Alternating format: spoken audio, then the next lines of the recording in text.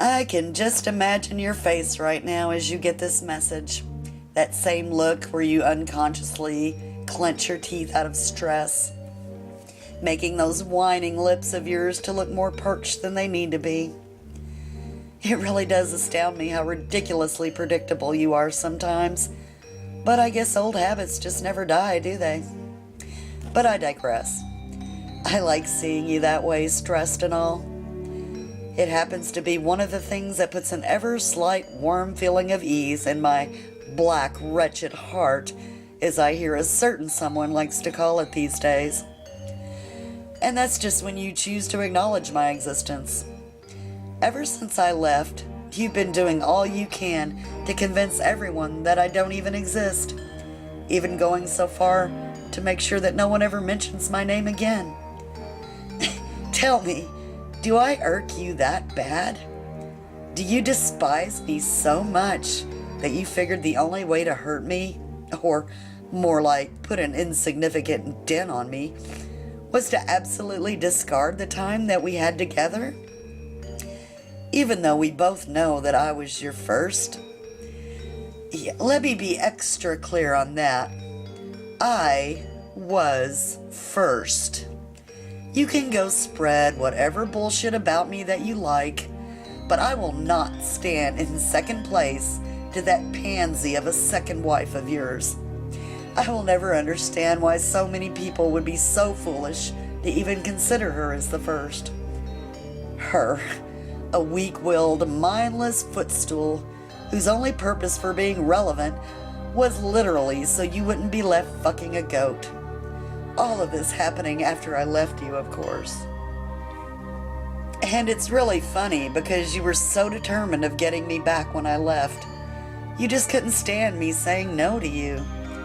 You couldn't accept that I wasn't willing to be at your every beck and call.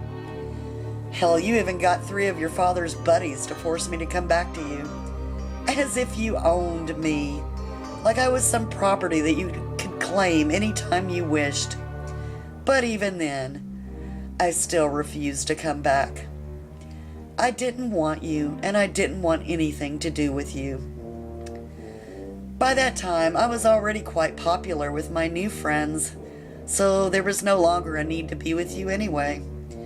And even though my friends were of a different kind, I can assure you that each of them were more of a man than you'll ever be. Unlike you, they knew how to treat a woman. In fact, they were the first to ever treat me like a woman. They too were outcasts that refused to go along with the status quo. And with that, we bonded with deep intimacy on levels you would never understand. I was different then, but I was becoming one of them soon enough. We were prepared to be our own family. But your brute father and his 3 bastards weren't willing to accept that either. So, they presented me with a choice: return to your side as your wife, or watch my children die every single day. That was the moment. That had to be the exact moment where every bit of mercy that I had left for your pitiful being had vanished. All of these men constantly telling me what to do. I couldn't handle it any longer. The enraging hatred that I had for you, for anyone that felt that they could exert their control over me, had consumed me like a roaring flame. It was to the point that I descended into violent fits like that of a madwoman. I screamed at the top of my lungs, telling the 3 to go fuck themselves. I cursed your father. I cursed his name in great defiance, knowing all too well he took your side, even though I was practically his daughter. I vowed that your children would have no peace for as long as I roamed the nights. So long as your putrid blood ran through their veins, I would be there waiting to claim their lives. And if that meant the 100 of my own children falling to their deaths every day, then so be it. Besides, it ended up not being that much of a big problem after all. Not at the rate that I was working. And I have you to thank for that, actually. You see, because you foolishly covered up my existence from everyone, or tried to, I might say. Most of your children never know to defend themselves, even when I'm standing right in front of them. Your daughters would never know that I was the reason for their miscarriages or the silent deaths of their humble babies. They would never know I was there, laughing in delight as they cry their eyes out over their children's graves. Your sons would never know that I would disguise myself as the woman of their dreams, making them fall head over heels for me and giving me all of their pathetic love, only to drive them to insanity or take their own lives in response to me rejecting them ever so coldly, with quite ease, I must add. All the while, they would give their bodies to me out of their deepest affection, and I would use them and continue giving birth to thousands of my own children who would follow in my suit. Sometimes I don't even have to come to them physically to get what I want. With the amount of wet dreams your sons have, I'm practically giving birth to a whole army. A few losses doesn't even faze me anymore. I just want you to get the clear picture of how inevitable you've made this to be. Because if you really think about it, this is all your fault. If you would have just treated me as your equal, instead of some subservient dog, I would have never turned out like this. Your children would have never suffered a day in their lives. Your whole kind would have never been damned. You and your wife would have never eaten the forbidden fruit. Your wife would have never existed. And we still would have been together. But you broke that. You broke that for everyone. That's why I can't give you any hopes of my work ending here. Oh no, you thought too kind of me if you don't think I have another card waiting up my sleeve to dash out. All of your children have to die with you. None of them can be left behind. All of your traces have to be removed. I will not cease until I have each and every one of their skulls rotting in my clutches. I will paint this whole fucking world with their blood if I have to. And as they cry, scream, and beg for mercy, I'll simply tell them that you were the reason for their bloodshed. You were the reason for their fall. I'll tell them that you foolishly managed to seal their fate before they were even born. Do you understand now how much of a serious mistake it was to cross me? Because I can definitely tell you that everyone going down was always the plan, even since the beginning. I mean, how do you think that snake got into the garden in the first place?